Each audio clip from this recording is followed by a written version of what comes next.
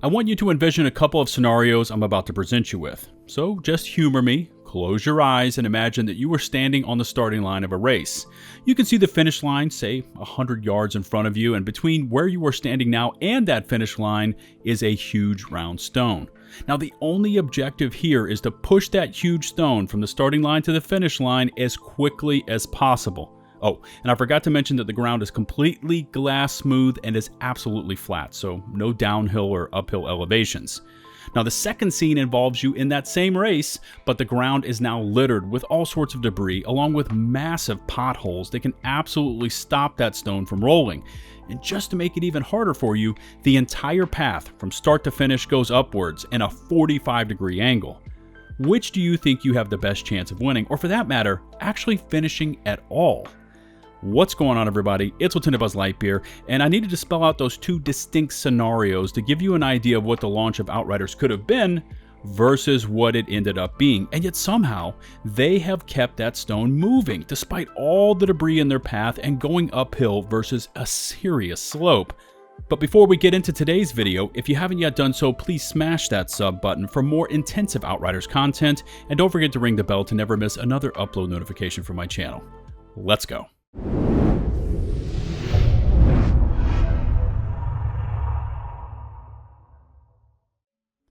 As someone that has been with Outriders since the demo and went live with the game from minute one of its launch, I have seen and experienced every issue, bug, whatever you want to call it with this game. All of them. I have seen the crazy balance changes thrown into the game when none of us were requesting them, especially when there was much more pressing issues that needed to be addressed, like those sign-in issues, inventory wipes, and the list goes on and on.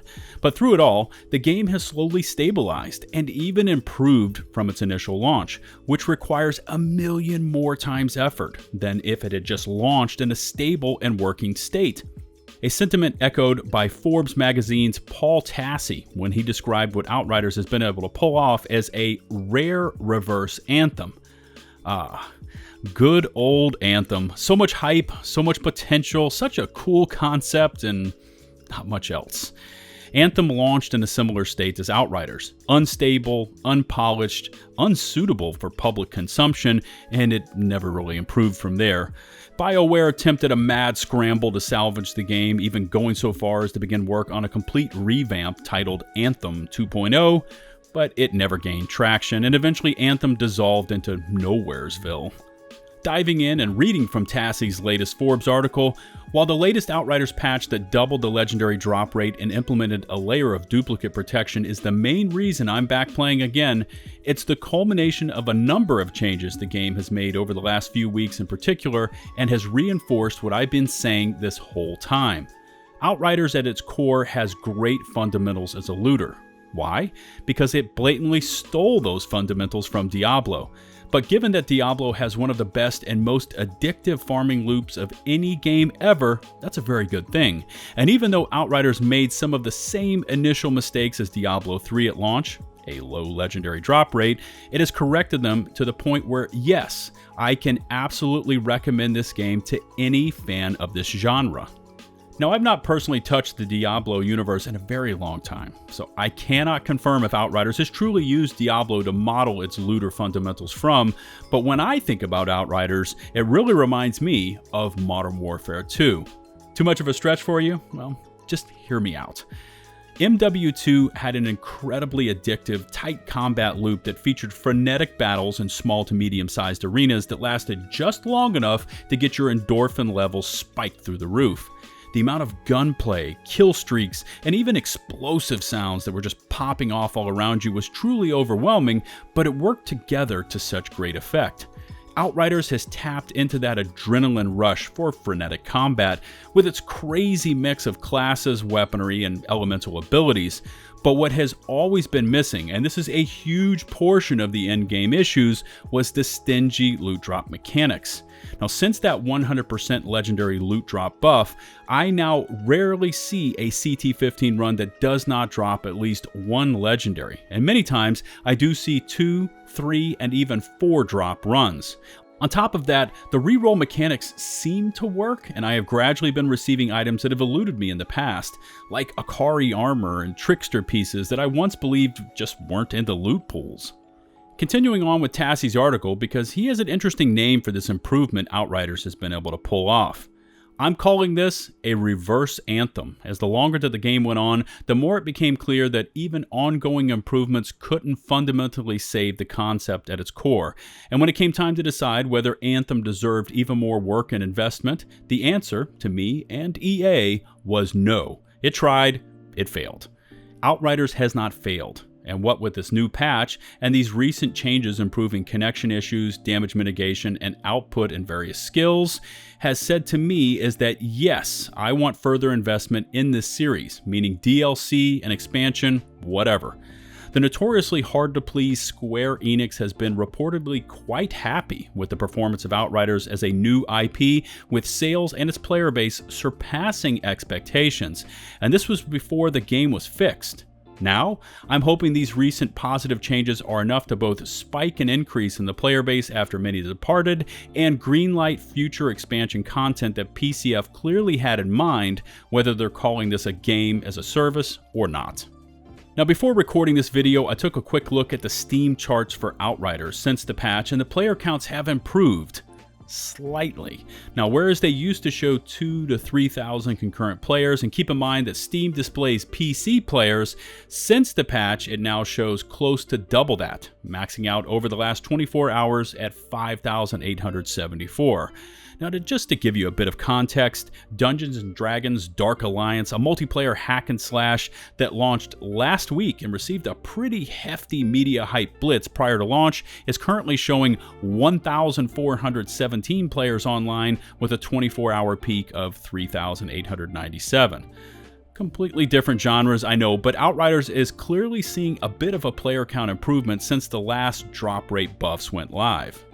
Tassi's article continues on. Outriders fundamentally works in a way that Anthem and Avengers do not, because it has an actual in-game farming loop in place now.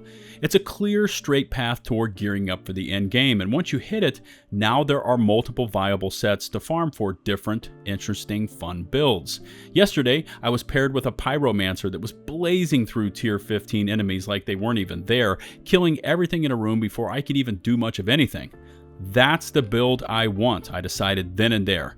It's an end game that creates goals, and now with this recent legendary change, it should no longer take 400 plus hours to achieve them. My praise for Outriders does not mean it's a destiny killer, but that's never what it was supposed to be. This should be a game with a sort of ending once you farm everything and feel complete, and the game only expands through sizable expansions. Kind of like Diablo before its seasonal model. I cannot speak for everyone, but this is really working for me right now. This is the kind of farming I love in this genre, and it's only going to get better with further improvements and additions from here now that the major changes are behind us. Of everything Tassi just laid out in this final section of his article, the portion where he speaks of Diablo, expansions, and what is needed to bring players back really speaks to me. The ending of the Outriders campaign screams DLC, or even Outriders 2. The endgame challenge tier grind, even though greatly enhanced with the loot drop buffs, will not be enough to hold players' attentions indefinitely. The current format of strictly limiting CT runs to time attack mode has put a lot of players off, including the fact that it limits your build choices and mods to only those that can melt targets as quickly as possible. Just throwing this out there, but if the team at PCF can greatly expand the game, either through an entire DLC or just by enhancing the challenge tier experiences by opening them up to more than just time attacks, it could go a long way to bringing players back into the Outriders fold. Somehow, of those two rock-pushing scenarios I painted for you in the intro, PCF has managed to keep forward momentum going despite all the potholes and debris in their way, and fighting against an oppressive upwards trajectory, albeit all of this of their own creation. Now, whereas many games would have folded at this point, case in point, Anthem, Outriders has somehow kept it going and may finally regain its initial launch player base if it can continue to improve and expand on the universe that attracted so many of us to this new IP. Before I go, I will end this one the same way I always do with all my Outriders uploads by inviting you all to join my community Discord server. Just check in this video description, click on the open invite link, accept the rules, and you are in.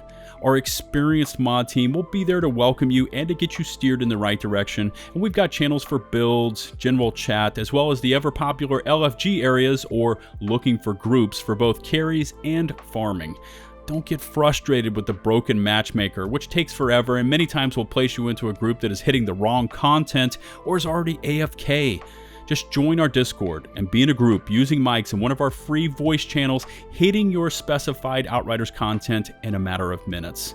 In our Discord channels, we've got every angle of Outriders covered for you and a whole lot more. As always, I look forward to reading your feedback in the comment section below. Don't forget to smash that sub button for more Outriders content and ring the bell to never miss a future upload notification from my channel. If you would be so kind as to rate and or share this video, it would be greatly appreciated. Don't forget to find and follow me on Twitch with weekly Outriders CT carry streams with viewers. Join my aforementioned Discord server for all things Outriders, and follow me on Twitter as I post on most things gaming related. Links to all of these platforms in the video description below. Until the next one, this is LtBuzzLitebeer, signing off.